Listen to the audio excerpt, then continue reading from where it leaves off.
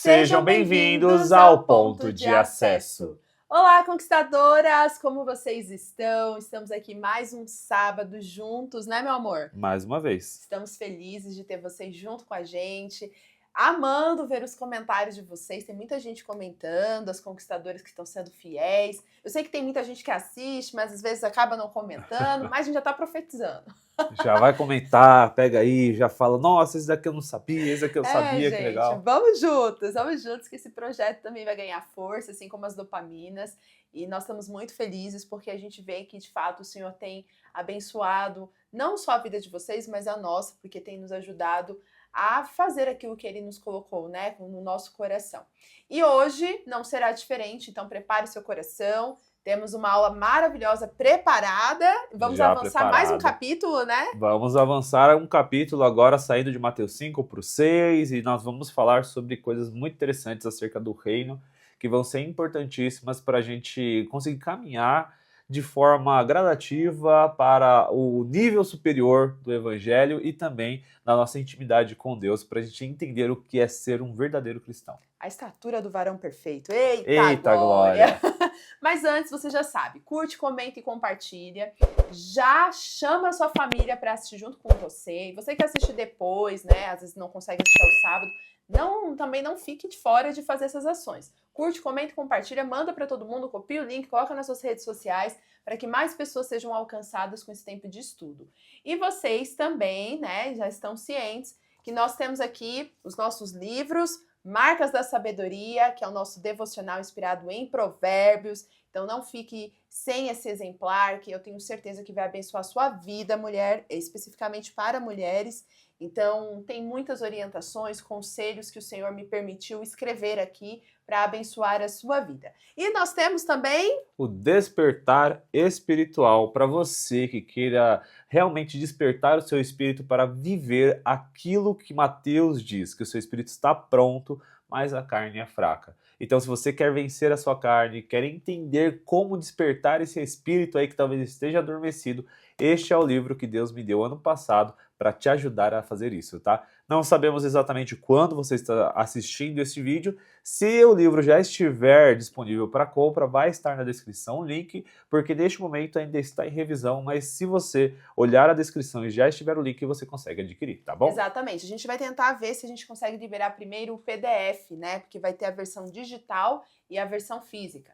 E aí facilita para você que quer, né, já começar a ler e ter essa possibilidade. Então, realmente, gente, invista em livros como esses, porque eles têm o objetivo de abençoar a tua vida. Põe aí juntinho também. Vou colocar aqui junto, então. E você, conquistadora, dá uma olhada aqui na descrição do vídeo, porque com certeza você vai ver aí os nossos links. E também tem um recado especial para esse mês. Claro. Não podemos deixar de falar. Super especial para você que quer viver uma transformação através da consultoria, da mentoria da Esté. Esse mês, algo imperdível. Como é Dia das Mães, nós vamos comemorar algo que seria mais ou menos 2 por 1? 2 por 1, pode ser. Você vai lá, chama a Stephanie, manda um recado, chama no Instagram. Tem ou, um link aqui enfim, na descrição, no link né, aqui, que tem para vocês fazerem vocês preenchem, faz sua inscrição, porque esse mês a nossa consultoria, a consultoria da Stephanie, está com preço reduzido e além do preço reduzido, você ainda ganha mais uma pessoa. Então, na verdade, quando você compra e adquire, você e mais uma amiga ou a sua mãe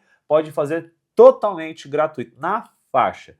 Então, é só você se inscrever, comprar a consultoria e você pode levar mais uma pessoa. Ah, e a consultoria não é gravada, tá? É consultoria online, num grupo legal de mulheres, para que você possa desenvolver também o senso de comunidade da conquistadora. Então não deixe de ser e virar e se tornar uma conquistadora. É isso aí, olha gente, que bonitinha, parceiro, trabalhamos juntos nesse projeto, temos algo muito lindo e preparado para você, mulher. Então, você que tem um desejo de se vestir com autenticidade, refletir a imagem de Cristo através da sua vida, porque a nossa imagem, ela tem que transmitir a imagem do Senhor. Então, se você tem esse desejo, quer transformar de dentro para fora, nós teremos ali plus também de orientações bíblicas para você. Então, assim, de verdade, não fique de fora. Avisa suas amigas, chama uma convidada para fazer parte junto com você e para saber mais, tem um link aqui que é o formulário, é só preencher que que a gente entre em contato com você, eu falo diretamente com você para te passar todas as informações. Agora que você já sabe disso, não fique de fora, prepara o teu coração, porque nós vamos mergulhar na nossa aula de hoje. Então bora para o nosso ponto de acesso.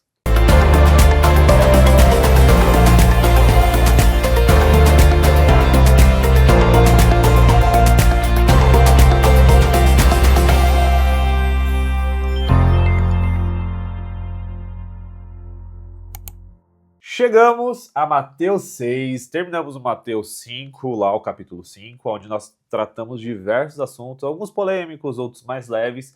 Se você não assistiu, eu te convido a voltar alguns vídeos, a assistir, porque para que você tenha um pleno entendimento do Sermão do Monte. Como nós já falamos, estamos estudando Mateus 5, 6 e 7, que tem o Sermão do Monte, é quando Jesus vai lá, sobe o monte, começa a ministrar para a multidão. É o primeiro grande sermão de Jesus ali para o povo. E nós tivemos diversos ensinamentos, né? Diversos aprendizados, foi muito bacana. E chegamos a Mateus 6 agora, que vai do 1 ao 18, mas nós começaremos com Mateus 6, do 1 ao 4, meu amor. Vou abrir aqui. Vamos abrir para começar a ler. Tô animada porque nós estamos avançando. E para as conquistadoras que ainda não tinham o hábito de estudar a Bíblia, estão conseguindo aí avançar nesse conhecimento que é tão rico. E se você nunca leu a Bíblia, você já leu pelo menos um capítulo agora junto com a gente. Oh, eita glória! Vamos lá, capítulo 6, né? De Mateus. Mateus 6, do 1 ao 4. Certo. O texto diz assim: tenham cuidado de não praticar suas obras de justiça diante dos outros, para serem vistos por eles. Se fizerem isso, vocês não terão nenhuma recompensa do Pai Celestial. Portanto, quando você der esmola, não anuncie isso em trombetas, como fazem os hipócritas nas sinagogas e nas ruas, a fim de serem honrados pelos outros. Eu lhes garanto que eles já receberam sua plena recompensa. Mas quando você der esmola, que a sua mão esquerda não saiba o que a sua direita está fazendo, de forma que você preste a sua ajuda em segredo. E seu pai, que vê o que é feito em segredo, o recompensará. Glória a Deus. Então agora nós vamos entrar num contexto muito legal em Mateus 6, quando nós falamos de oração, nós falamos de jejum e também de generosidade. Sim. Olha que interessante. E aí Mateus 6, ele vai confrontar diretamente os fariseus da época, porque você percebe que no começo dá muito a entender o quê? Que ele está combatendo ali uma prática que eles tinham. Então, lembrando só o contexto aqui geral. Amor, quem tinha lá, a maior parte das pessoas que estavam assistindo eram o quê? Judeus. Judeus. E no meio desses judeus tinha um pessoal que era o líder né, deles, religiosos, que seriam? Os fariseus, saduceus. Exatamente. E aí, quando a gente olha para essa situação, os fariseus, eles tinham o costume de quererem aparecer, quererem ser o centro das atenções onde eles passavam. Mostrarem que eles eram os melhores, mais elevados, os mais espirituais. Exato. E aí, por consequência, o que eles faziam? Eles pegavam e quando eles iam orar, eles se colocavam em uma posição ali de destaque na sinagoga e gritavam, falavam alto, sabe, se mostravam o tempo todo. Para que as pessoas vissem o quão eles eram próximos de Deus, né? Exatamente. E aí existia uma prática né, na igreja primitiva, e não falando aqui, mas muito provavelmente, pelo contexto histórico, pode ter vindo daqui, que era o seguinte: antigamente, por volta ali de 1400, 1600, quando as pessoas iam dar as suas ofertas para a igreja, eles colocavam uma bandeja de prata, uma bandeja de ferro, para quê? Quando as moedas batessem, fizesse barulho para quem entendesse quem deu a maior oferta. Olha que interessante. Meu Deus. Então, quando caía, por exemplo, uma pessoa com 2 moedas, estava tic-tic, sabe? Aquele barulhinho. Só deu 2. Só deu 2. Ah, pobre. Quando vem o outro, veio aquela, nossa, aquele barulhão. Nossa, tal. É rico. Esse cara é rico. Nossa, olha quanto ele doou para a igreja. Nossa, como ele é importante, etc. E também existia isso por volta das esmolas que eram dadas ao povo, né, que precisava. Era a mesma coisa. Por isso que Jesus ele está confrontando essa religiosidade de se mostrar.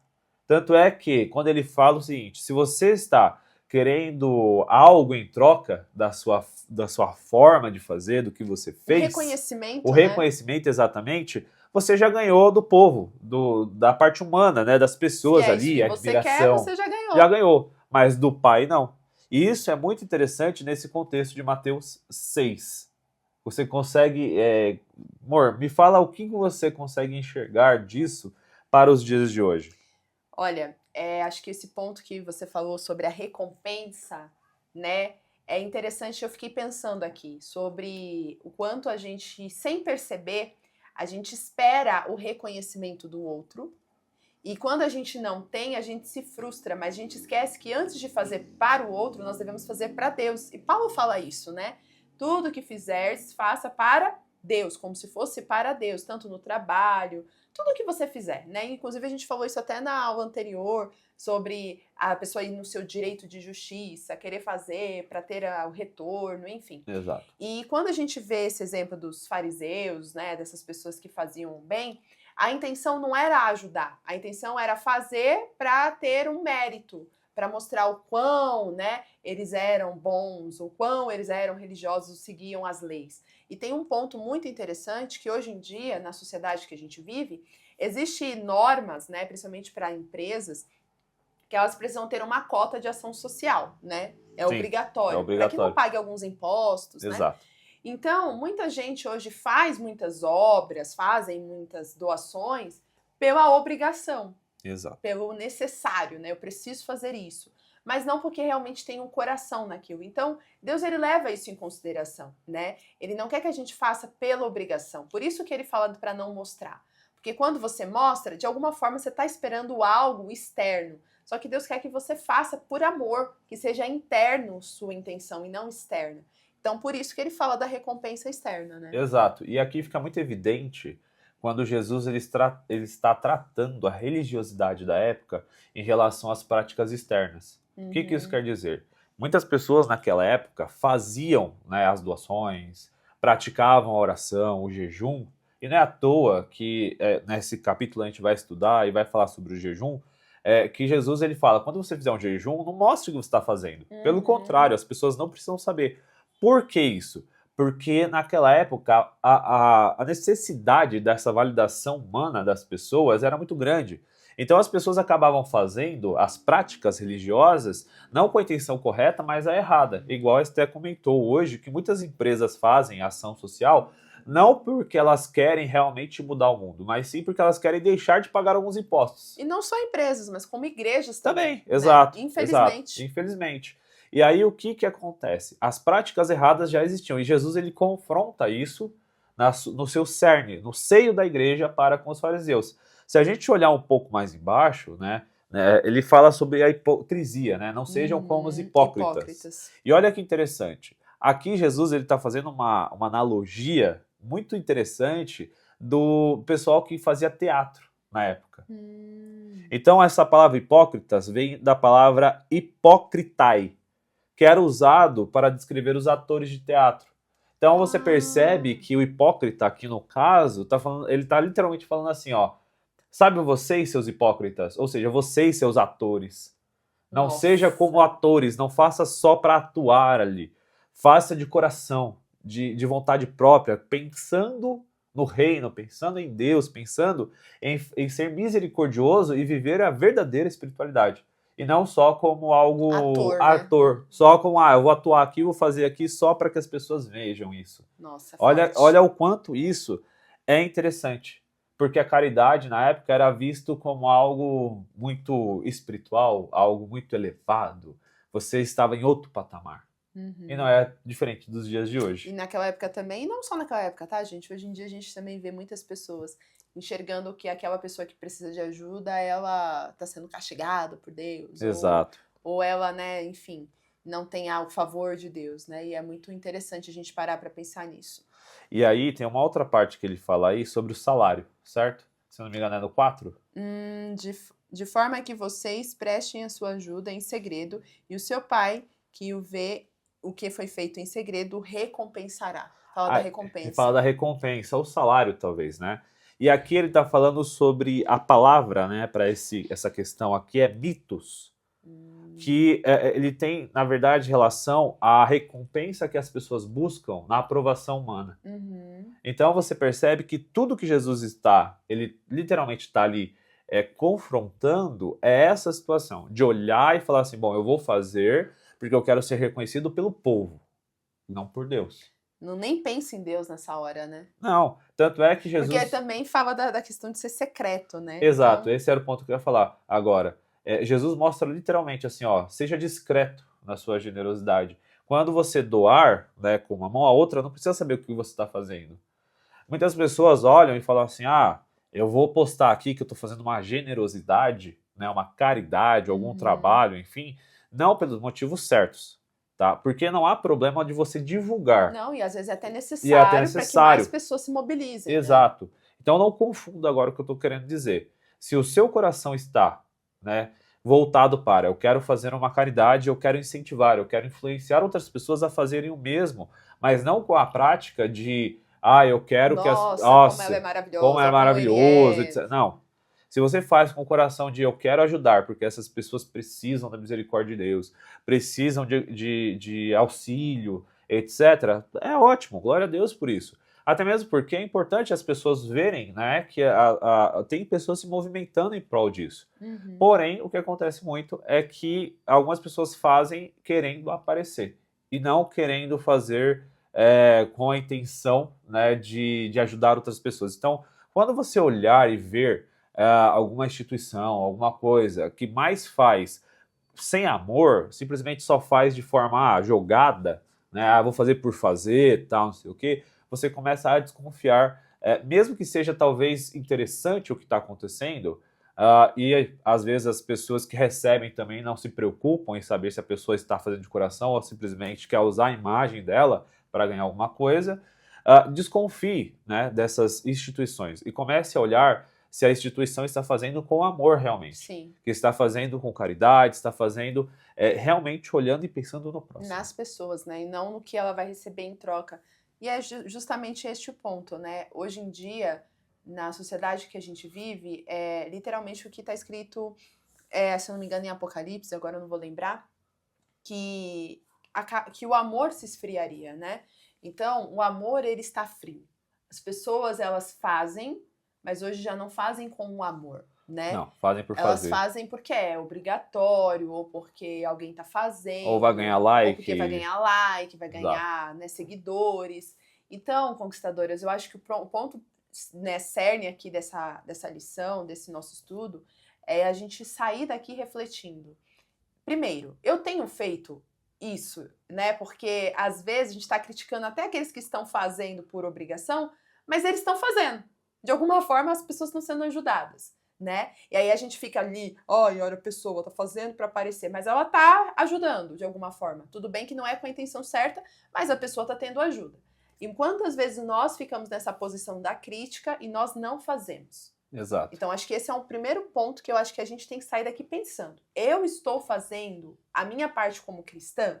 Porque se tá aqui, e Jesus menciona isso no Sermão do Monte, que traz os princípios do reino, é porque ele espera que a gente faça isso, certo? Exatamente. E é até interessante que eu vi alguns vídeos, né, realmente fazendo uma crítica a essa questão de você fazer uma caridade com a intenção de ganhar like.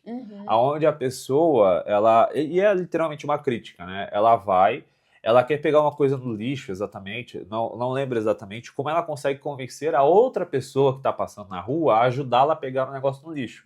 Ela fala, tem como você me ajudar a pegar o negócio aqui e tal, que eu estou precisando de ajuda, eu não estou conseguindo tirar, enfim. Aí a pessoa vai e ajuda, né? Uma pessoa normal, assim como eu, como você tal, ajuda tal. Aí a pessoa, nossa, ela vem filmando, né? Muito obrigado, tal, tal.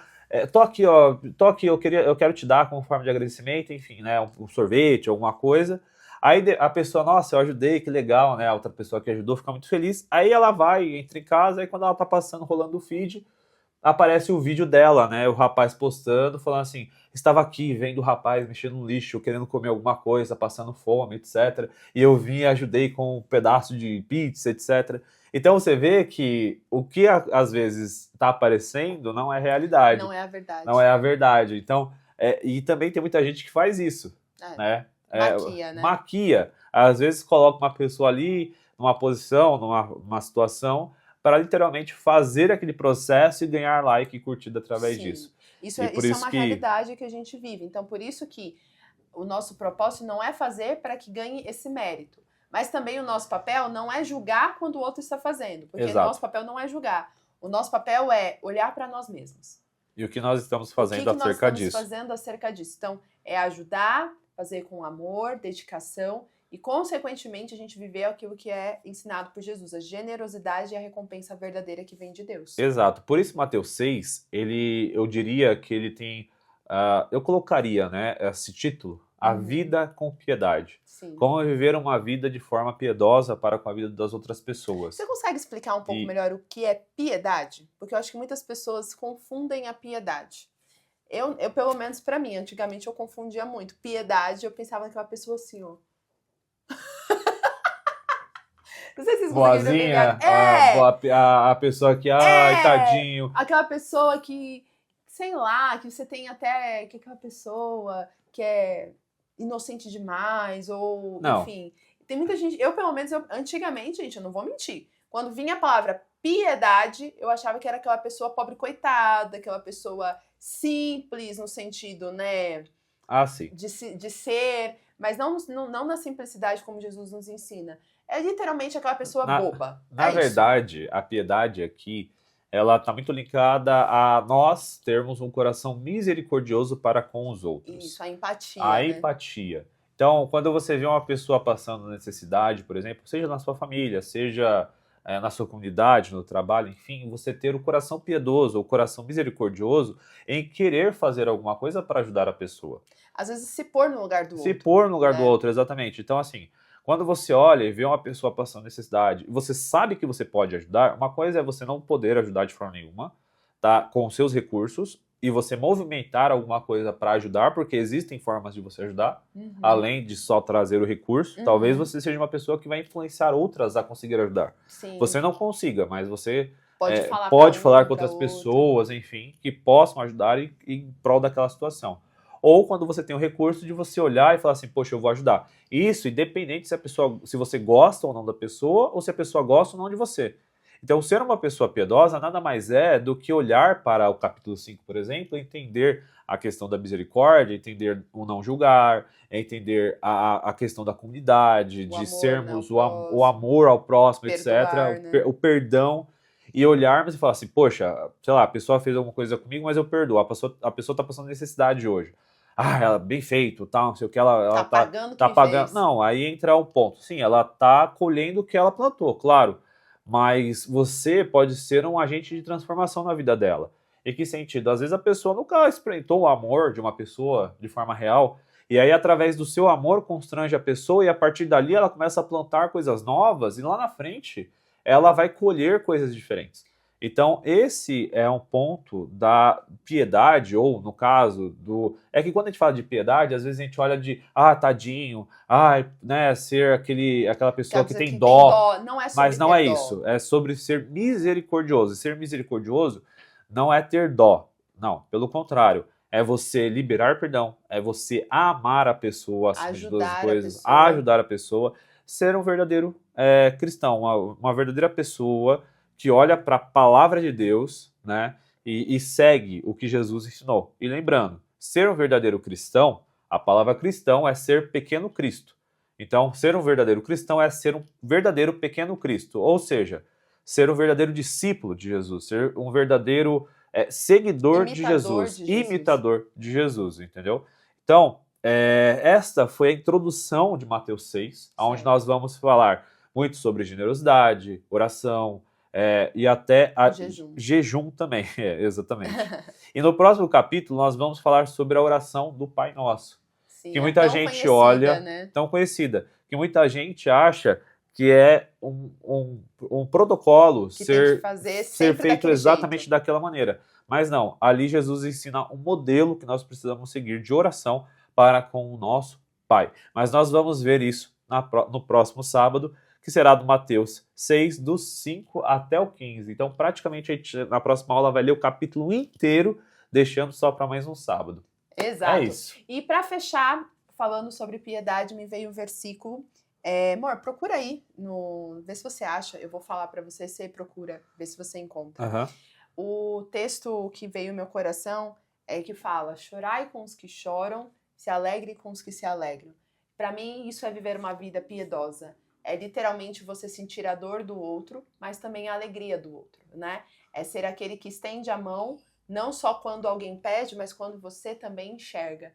É você não virar as costas quando alguém precisa. E o próprio Jesus fala, né? Se alguém precisa de algo para se aquecer, você não vai só dizer, eu vou orar por você. Você tem que ir lá e fazer a sua parte. Então, para mim, esse texto, né, que fala, né, chorar com os que choram, se alegrar com os que se alegram, é a demonstração do que é ter piedade. Porque chorar com os que choram, às vezes, é até fácil, né?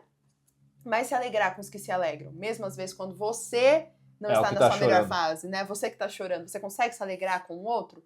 Então, para mim, quando você consegue se alegrar pelo outro, mesmo que você não esteja vivendo, isso é demonstração de piedade. Porque você consegue olhar para o outro como se fosse para você. Romanos 12,15, que diz exatamente isso. Alegre-se com os que se alegram, chorem com os que choram.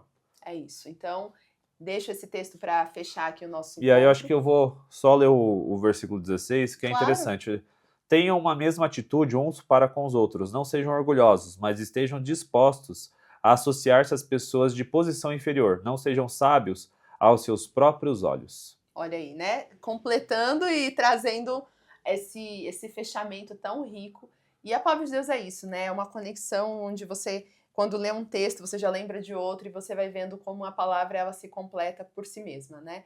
Então viva isso, viva a piedade, seja uma pessoa piedosa, faça o bem para alguém, se alegre com alguém e chore quando alguém também estiver chorando. Permita-se sentir a dor.